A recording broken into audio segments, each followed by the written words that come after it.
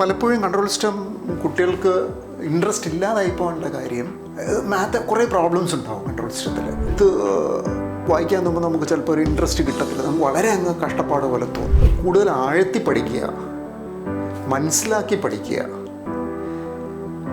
അതിനു വേണ്ടിയിട്ടുള്ളൊരു ശ്രമമാണ് ഈ വീഡിയോ.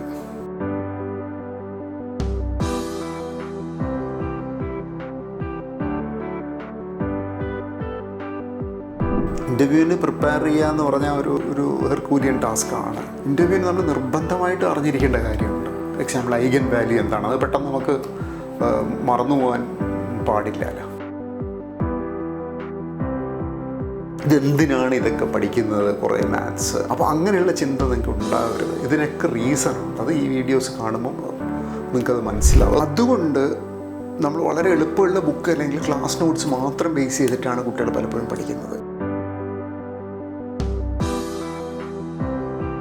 ഒരു സിസ്റ്റം നമ്മൾ ഡിസൈൻ ചെയ്താൽ അതിനാദ്യം കൺട്രോൾ സിസ്റ്റം എഞ്ചിനീയേഴ്സ് നോക്കുന്ന കാര്യമാണ് സ്റ്റേബിൾ ആണോ എന്നുള്ളതാണ്. ഇത് നമ്മൾ പഠിക്കുന്ന വളരെ ഇമ്പോർട്ടൻ്റ് ആയിട്ട് കൺട്രോൾ സിസ്റ്റത്തിൽ പഠിക്കുന്ന കാര്യമാണ് ഒരു step response of second order system.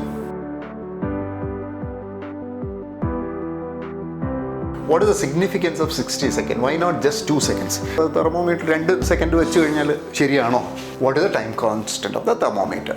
What is the meaning of differential equation? Solution of differential equation. ഇതിൻ്റെ സൊല്യൂഷൻ എന്ന് പറഞ്ഞാൽ എന്താണ്? അതാണ് ചോദ്യം. എന്തിന് പഠിക്കുന്നു എന്നുള്ള ചോദ്യം എന്തായാലും ഇൻ്റർവ്യൂവിൽ വരാം. ഓരോ ടോപ്പിക്കും എന്തിനാണ് ഇത് പഠിക്കുന്നത്. ഇവാൻസ് മെത്തേഡ് എന്ന് കുറേ ഇൻസൈറ്റ് കിട്ടും. അതുകൊണ്ട് തന്നെ ഇൻ്റർവ്യൂവിന് അതുമായിട്ട് റിലേറ്റഡ് ആയിട്ട് ചോദ്യങ്ങൾ വരാം.